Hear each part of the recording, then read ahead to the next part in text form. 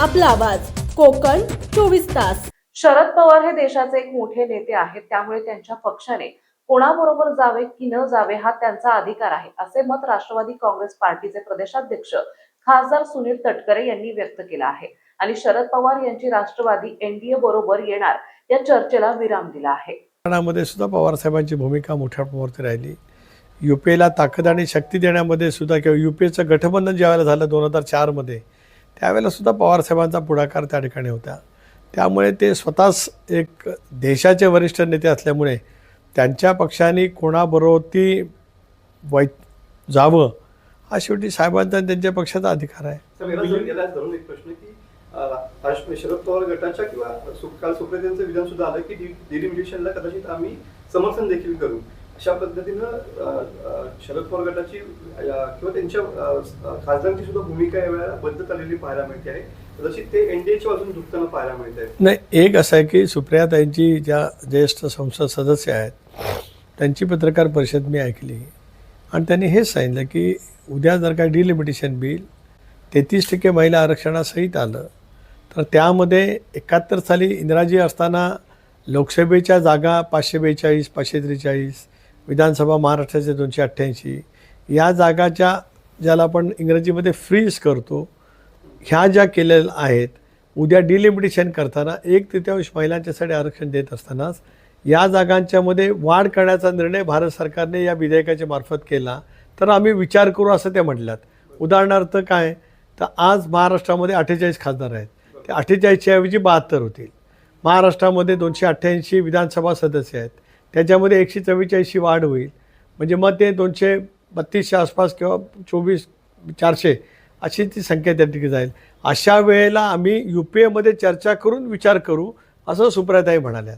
त्या एक जबाबदार नेते आहेत, त्याच्यामुळे ते त्या पद्धतीने बोलतात। विलिनीकरणाबाबत ज्या काही चर्चा सुरू असतात काय म्हणजे असंही झालं की जी गाठभेट झाली ती विलिनीकरणासंदर्भात होती काय किंवा काय मुख्यमंत्र्यांची असं देखील चर्चा। मला एक त्याच्यातला अजब तर्क समजू शकत नाही की उद्या 2 राष्ट्रवादी काँग्रेस पक्षामध्ये विलिनीकरण करायचं असेल तर ते वर्षा बंगल्यावरती जाऊन चर्चा करण्याचा काय प्रश्न येईल त्याच्यात, मला काय त्याच्यातलं कळू शकलं नाही। एक स्वर्गीय अजितदादा असताना विलिनीकरणाची चर्चा झाली होती का, तर झाली होती।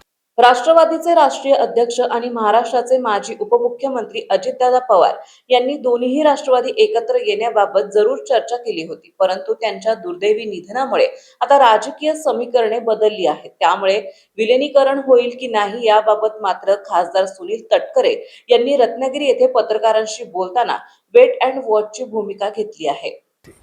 ती अखेरच्या टप्प्यात गेलेली होती।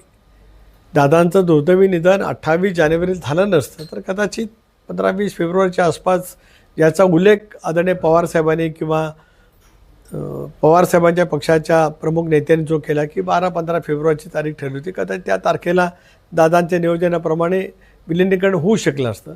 पण दादांच्या दुर्दैवी निधनानंतर राजकीय समीकरण पूर्णपणे बदललेलं आहे आणि मधल्या कालावधीमध्येच सुप्रियाताई असतील, शशिकांत शिंदे असतील, त्यांनी आता विलिनीकरण हा मुद्दा संपुष्टात येऊन आता आम्ही पक्ष बांधणीचं काम सुरू करतो असं म्हटलेलं आहे।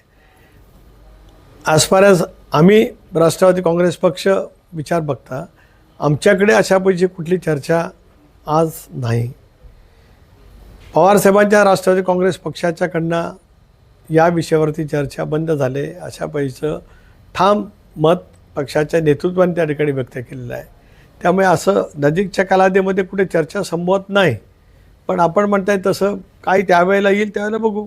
पण दादा हयात असताना अशा विलिनीकरणाची कोणतीही चर्चा झालेली नव्हती असं राष्ट्रवादी म्हणजे अजित पवार गटाच्या राष्ट्रवादीकडूनच अनेक नेत्यांनी म्हटलेलं होतं त्यावेळी। नाही, इतरांनी काय म्हटलं होतं मला माहीत नाही, मी एवढंच म्हटलं होतं की चर्चा दादांच्या पातळीवरती पूर्ण केल्या होत्या। दादा आमचे राष्ट्रीय नेते सर्व होते, त्यामुळे त्या संदर्भात चर्चा करण्याचा त्यांचा पूर्णपणाचा अधिकार होता आणि त्या पद्धतीने त्यांच्या चर्चा केल्या।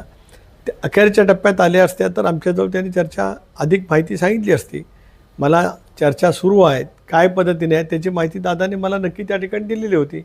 आता त्यांनी ठरवलेला जो फॉर्म्युला होता जो मलाही ज्ञात होता ते त्याच्यानंतरचे सगळे दादांच्या दुर्दैवी निधनाच्या नंतरची सगळीच राजकीय समीकरणं पूर्णपणाने बदललेली असल्यामुळे आता तो विषय समोर नाही।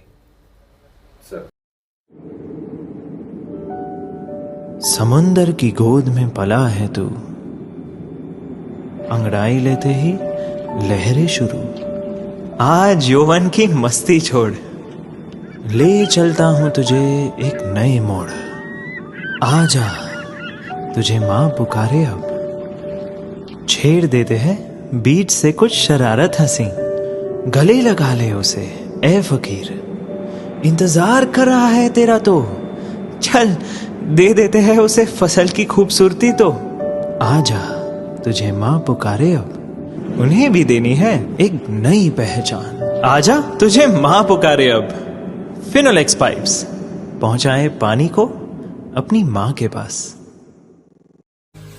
महाराष्ट्रातील तसेच कोकणातील महत्त्वाच्या बातम्या पाहण्यासाठी कोकण 24 तास न्यूज चॅनलला यूट्यूबवर सबस्क्राईब करा आणि बेल आयकॉन प्रेस करा.